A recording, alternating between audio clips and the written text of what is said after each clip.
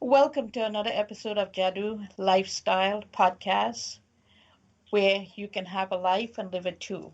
This month, we have actually been talking to a couple of different people on some strategies we can use to get us through stay at home or pandemic or whatever you want to call it, like we had to experience in the last couple of months. My next guest, Laurie Stevens, actually works with kid, children who are autistic. And I thought it would be a really good thing to have her come on and give us some strategies because, we have to homeschool. Some states, the schools have been closed till the end of the year. And I'm sure by now some of the parents are pulling their hair out. So we invited Lori. Lori, welcome. We invited her to come give us some tips to where we can survive. Hi, Toddy. How are you? Thanks for I having am me. doing well. Good, I am good. doing well. What about So, you? yeah, I am doing well and keeping busy working with my students through remote sessions. So, trying to help keep them on target for all of this going on with the pandemic. And what a great question you threw at me just now that goes along with all of that. Right now, students are struggling to interface with what is expected of them from school. And each county and each school is handling it different. Teachers are handling it differently, and there are no consistent ways that are being communicated to students. And that's really hard for students that have challenges, such as students with ADD, ADHD, because they have executive functioning issues. The organization is hard. I have one particular student who has, he goes to Pineview, so his IQ is over 130, and he has 7 different teachers that are communicating his assignments through 6 different platforms. So no one is using a consistent way of communicating what the assignments are, and he has to go and check each of these different platforms every day because the teachers are adding things sporadically. And for a student that has ADD or executive functioning issues, this is a nightmare. So, some of the things we need to do for our kids like that is we need to have supports in place. Someone from the school doing what I do, which is check in with the students every morning so that we're going over what the assignments are, supporting them, helping them navigate the different ways the teachers are communicating and putting all of that information in one place. So the kids that need that support, that's something parents can do just to help get them going. Find somebody from the school that can help do that, the parent do that. Someone like me who's a school success coach can do that. The other part too is if students are not self-driven, parents need to allow time to talk with the student about what they're doing with the schoolwork and what it means, and make sure that they're doing the calls with the teachers or whatever avenue the teachers are using to communicate, so that the kids are understanding. But also know that this is very different, and some students are handling it beautifully with now we don't have the social pressures of all the other students and trying to meet standards and expectations that they don't necessarily understand. So they're kind of going, wow, this is really awesome. I don't have to go and I don't have to perform at this level. Now all I have to do is do the school part of it. So social emotionally, that's a piece too. Something that's real important is I'm seeing on the social media pieces where people are saying, don't worry about if they're not getting an education right now, because when they go back to school, the teachers are going to have to catch everybody up. They all need to be on the same page. And, don't fight the battle. If they want to do technology, let them do technology. And I have to strongly disagree with both of those stances. For our students, don't force 8 hours of schoolwork on them. Don't sit down and do traditional pencil paper tasks, but make sure you're doing academic activities with them so that they're not losing what they have. And if you can, keep them moving forward in an area that they're interested in, that they may not get to really learn much of in school. And then the other part is the technology piece.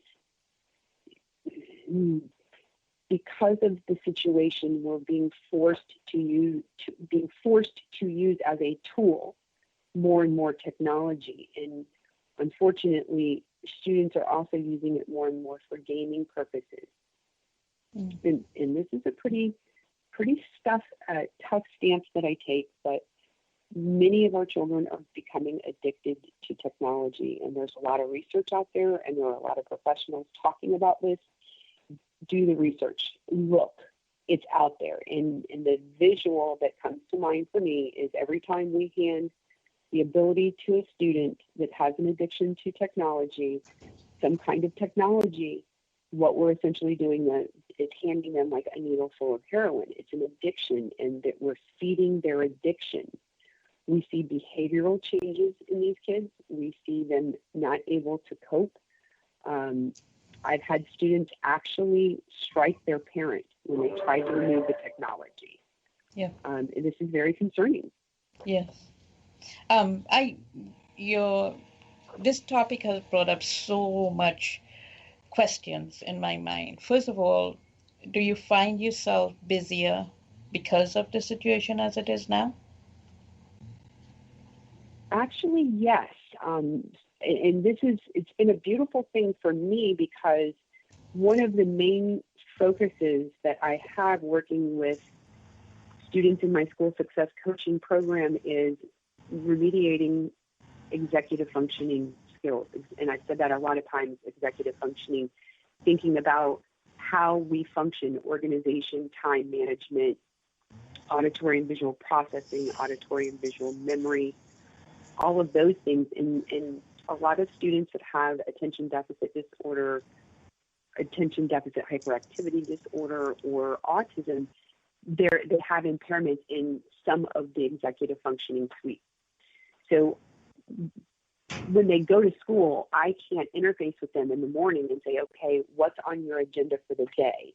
What goals are you setting? How are you intending to run your day today?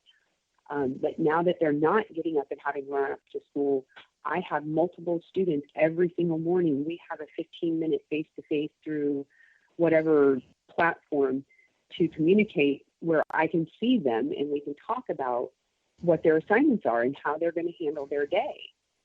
And so I'm actually busier because there's more access to students throughout the day. Whereas in traditional times, I only have access to middle schoolers first thing in the morning, and then after school hours for the rest of the students, unless they're in private school. Okay, so here's a hard question maybe. Are you finding the parents calling you because they're frustrated? They're out of their league maybe? Yes, I have many parents that are just saying, I don't know how to do this. I don't know how to find all of the information for my student and make sure they're doing it.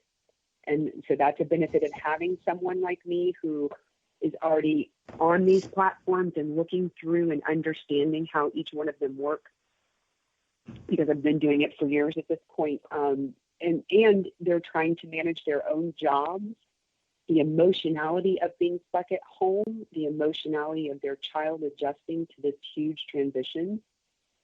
Most of our parents today are of an age that they've never experienced anything like this. Yeah. And so, well, I mean, none of us actually have, but I mean, to the point of, the go, go, go mentality. We didn't have that necessarily when we were young. I'm 51 years old. And when I was younger, it wasn't constant, go. It was very scheduled. It was more relaxed. There was less to do, and it was more connecting with people. And people now have transitioned to more going to jump in fun and birthday parties and go out here and go do this and go out to eat. And people don't know how to be at home and be together. So this is huge all the way around. And so, yes, parents are calling out of frustration, kids are being disrespectful, they're being moody, they're not getting their work done. Parents aren't able to interface with the school side of it, let alone the emotional side of it. So they do need the assistance. Wow, there are so many issues and other things that we never really paid attention to that is coming up with this whole situation that we were forced to live in. But I know I don't have any children, and I know, first of all, I think I was an undiagnosed ADD patient or ADHD patient, if you want to call it that. I was never really diagnosed, but I could tell you in the last 6 years, I have included more supplementation into my diet, and I have seen a tremendous difference in my brain. But I will tell you, even now with that, I find it very difficult to sit in front of a computer to listen to a video. It has to catch my attention for me to stay there. I'm a person who like to learn, and if it doesn't have that aspect of learning in it, it's I lose interest really quickly. The other thing is that I do have games on my phone that, for instance, if I listen to podcasts and I have to play on the phone while I listen to the podcast in order to absorb it better. It seems like I compartmentalize my brain and I have piece working here in order for this other piece to function. So, to tell you the truth, had I been a kid, I would have a hard time sitting in front of the computer doing video or distant learning. Um, do you know if when the teacher teaches, like for instance, are you doing one-on-one or are you doing a group? I do one-on-one with my students because I'm not a teacher, a traditional teacher. I am a coach, and I run my own business. And so I do programming that assists students to be successful in school and in life. So I look at what is impacting them and their ability to be successful. And a lot of times students with ADD are not interested in learning because it's hard. It's hard to do those things, as you said, sitting in front of a computer and listening to a lecture.